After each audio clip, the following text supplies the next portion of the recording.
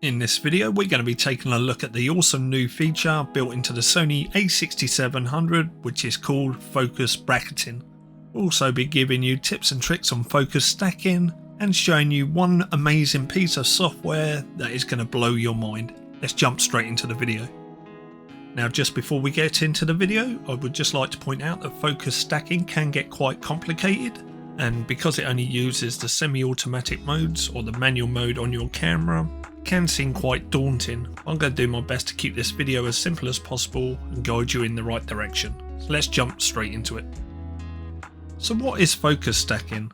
Well, in its simplest form, it's taking multiple photographs of the same scene, moving the focus point between each shot, then taking all them images and merging them into one photograph so that everything in the scene is in focus. Take a look at this photo here.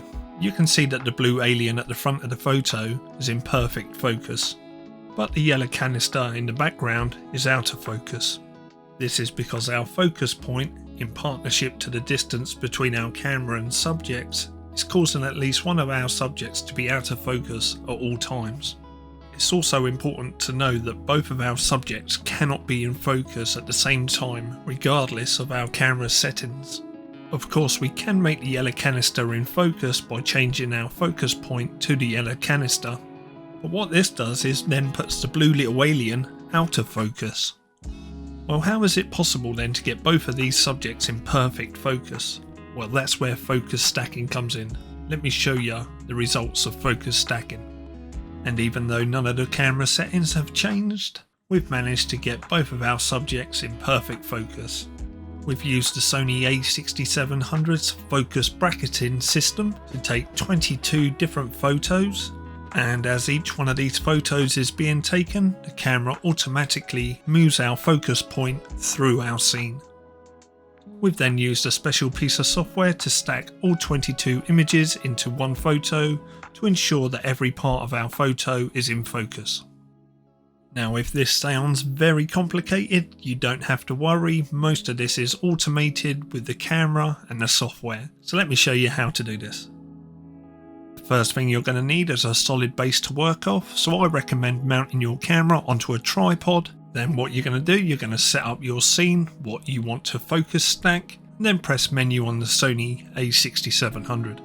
Head down to the red camera menu, which is shooting, menu number 5, drive mode, and then head on down to focus bracketing. Once inside your focus bracketing, press right on your rear dial, and this will give you different options that we can change. I'm going to give you some base settings that will get you started. The first thing you're going to change is the number of shots. Up this to 150. Now what this is the maximum allowed number of shots that you're going to allow the camera to take in one go. It doesn't mean that when you're going to start taking your shots that the camera will take 150. This is the limiter of what we're going to set the camera to. Press right again on the rear dial and this will bring up additional settings. Now I recommend just leaving these as they are whilst you learn focus bracketing. Press the menu button twice to come back out of this menu. And there's just one other setting that we want to change. Head down to bracket settings, self timer during bracket, and set this to a minimum of 2 seconds. This will eliminate any kind of motion blur that we introduce to the camera when we press the shutter button. Now there's different ways of selecting your focus point. I've already done a video all about focus points in the Sony A6700. I'll link that above.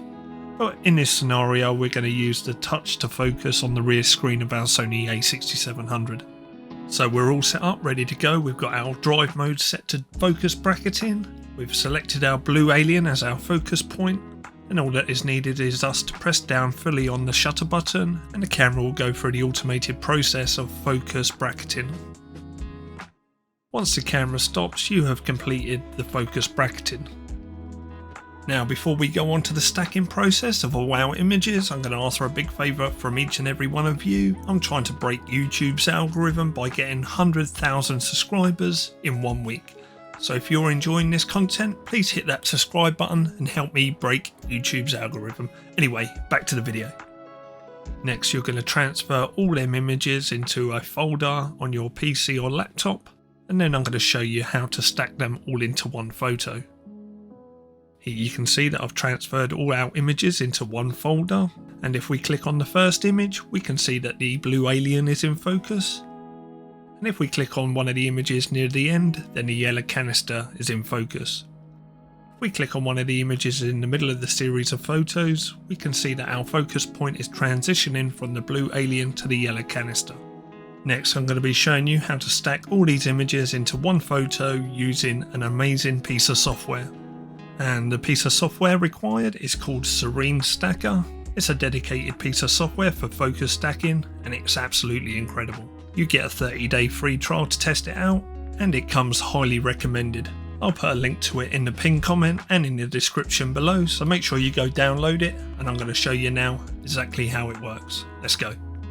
So we've installed ZERENE STACKER and we've loaded up the program, and all you're going to do is drag the whole folder of all your images into the top left hand panel of the program, and ZERENE STACKER will unpack the folder and put all the images into order. You can select any one of the images in the top left hand panel, and ZERENE STACKER will give you a preview of that image in the preview window.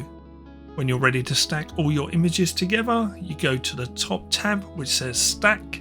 The first one is called Align and Stack All PMax, and what PMax means is it does all images beginning with the first, generating a composite output image using a pyramid maximum contrast algorithm.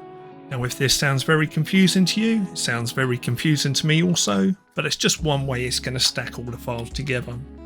The other is DMax, and that does all the images beginning with the first, generating a composite output image using a depth map algorithm.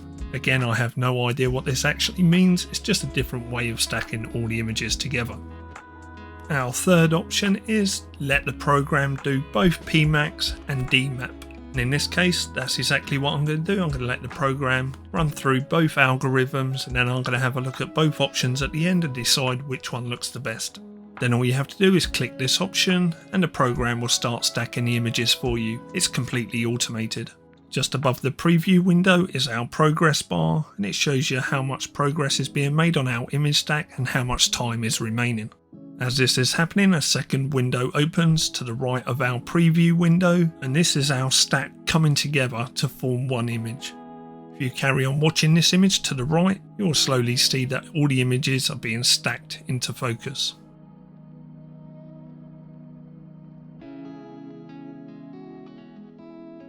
Once it's completed the first algorithm, which is PMax, it'll generate an output file which can be seen in the lower left hand corner, and then the program will automatically start the DMap algorithm. We can see the progress again in the progress bar above the preview window. Now before it completes our DMap stack, it gives us a contrast threshold slider that we can adjust. And the way to think about this is anything that isn't highlighted black isn't going to be prioritized for detail. So we want to keep the alien and yellow canister in our shot with as little black highlight on it as possible. Moving the slider to the right increases the black highlight, moving it to the left decreases the black highlight. We want to get it so the blue alien and yellow canister are clearly visible with as little black highlight as possible. Once you've set your slider, click OK, and the program will automatically stack the image for you, creating an image file in the bottom left hand corner again along with your PMax file. And as quickly as that, ZERENE STACKER has outputted two files using two different algorithms to stack all our images together. And what makes this the best stacker on the market is even though it's done an amazing job at stacking all of our images together, still may be a few areas where we want to retouch up the image. So what you can do is go to Edit and select Start Retouching. We then get a new window open which is called Current Retouched Image. And if we head down to the bottom of ZERENE STACKER, we can adjust the scale of our images. I like to set it to 100%. And we can move around the image by holding down mouse button 1 and spacebar at the same time. And what's so cool about ZERENE STACKER is we can select any one of our images from our left hand panel, even the two output files, to retouch up our image. If you take a look at our retouching window on the right hand side, you see that the platform that our alien is sitting on has a slight halo at the base of it. We want to remove this. So what we do is select one of the images on our left panel, and then it's simply cloning and stamping over our retouched image on the right hand side. simply by holding down our left mouse button and painting over the area. And as simple as that, we've removed the halo effect from the base of the alien, and what we'll do, we'll look around the rest of the image for imperfections and fix them by retouching up the image.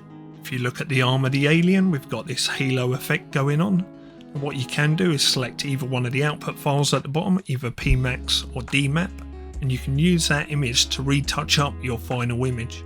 So in this case I'm going to select PMax, and then simply paint the details from our PMax preview window on the left hand side over our retouching image on the right hand side to get a cleaner image. And that is why ZERENE Stacker comes highly recommended. It really is the best focus stacking software on the market at the moment. Go around the whole of your image checking for imperfections and fixing them by retouching. Then once you've done this, go back to edit and then go down to commit retouching, and you'll get a new output file saved at the bottom left hand panel. Then go to File, Save, and save your file wherever you like on your PC or laptop, and your image stack is complete. And here's a few helpful tips should you be getting any kind of blemishes in your stack. First, make sure that your stabilization is off in camera. Second, make sure your white balance is not set to auto mode, otherwise your white balance might change as your camera is taking the images. Third, make sure the camera is super stable, you don't want any motion as you're taking your stack. And the final one is to think about the composition of your photo that you want to end up with and what should be in focus.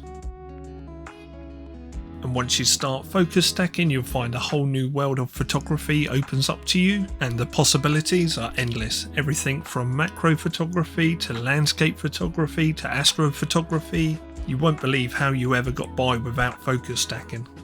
Well, I think that's going to bring this video to an end. If you've got anything at all from it, please give it a big thumbs up. If you want to see further content from myself, hit that subscribe button and we'll try and break that 100,000 subscribers in 1 week on YouTube. Make sure you download ZERENE Stacker. I'll link it in the pinned comment below. But thank you very much for watching. See you soon.